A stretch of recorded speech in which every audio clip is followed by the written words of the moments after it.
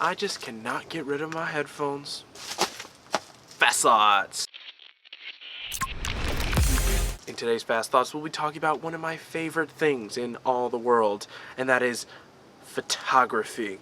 I absolutely love it, almost as much as I love videography and video production. Today we'll be talking about photography and Christianity. How do the two combine? How can you serve God with photography? And then we'll ask the big question, where is God in photography? How can we see God in the art, in the science and the art of photography? Let's get started. Where is God in photography? First and foremost, when you take a photo of something that is made by God, which is everything, you can see God's fingerprints, God's hand at work, His creative hand. As photographers, we are just capturing what God has already molded to be creative and beautiful, whether it's a portion of nature, whether it's a landscape, an animal, even a human being in a portrait. It's still capturing something that God has already made and made with His own fingerprints and design. We just need to capture it in a way that highlights that beauty and that creativity that God has already expressed in His creation. So that's one way. Now let's go into photography as an art. Where is God there? Well, I mentioned that nature, creation, has God's fingerprints all over. You can see God all throughout nature. Well, with photography, the general creative compositional rules, how you frame things, whether your subject goes here, or here, or here, changes based on different creative rules. Now, these rules aren't like laws, but they're more like guidelines that you want to avoid breaking when taking a photo. And some of these rules, most of them, in fact, come from painting. And painting got them from, guess what? Nature. All this stuff around us. And so many of these rules of things that are appealing and things that look appealing, both certain numbers and certain compositions and ratios, can really change how a picture or a photo is perceived. Now, many of these rules harness our bias towards beauty because these rules are maintained in many beautiful things around us in nature. So one good example is the golden spiral, also known as the golden ratio.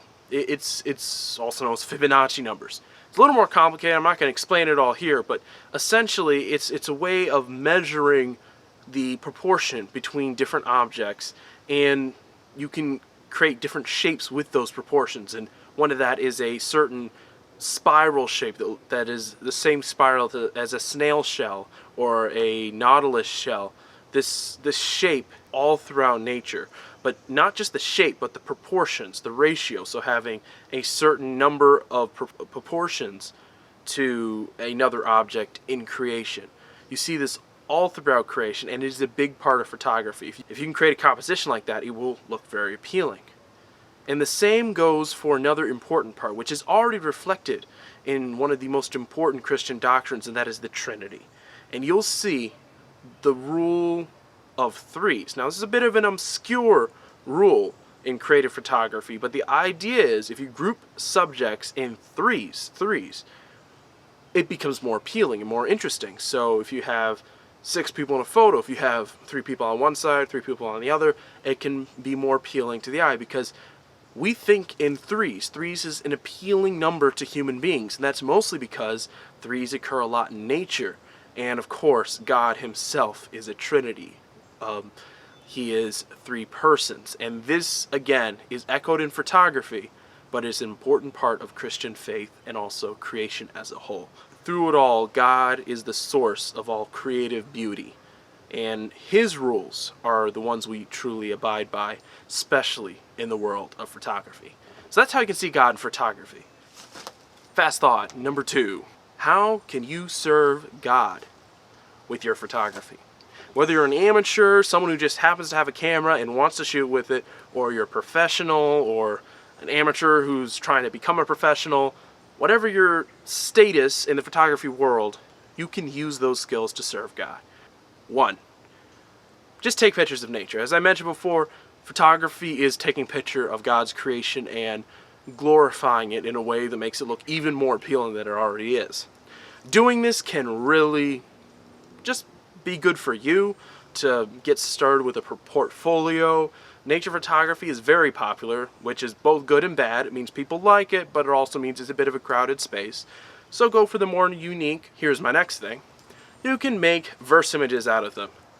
Whether for yourself, for a social media account, for your church, you can use your photography, and if you have at least a basic knowledge of graphic design or a simple software, you can start putting verses to your pictures, and that is a very good way to share the word of God with a visual aspect to it, and your photography can really be amplified by those verses. Third thing, help your church out. And I've done this a few times already. A few different ways you can do this. One way that I've done before is shoot at church events.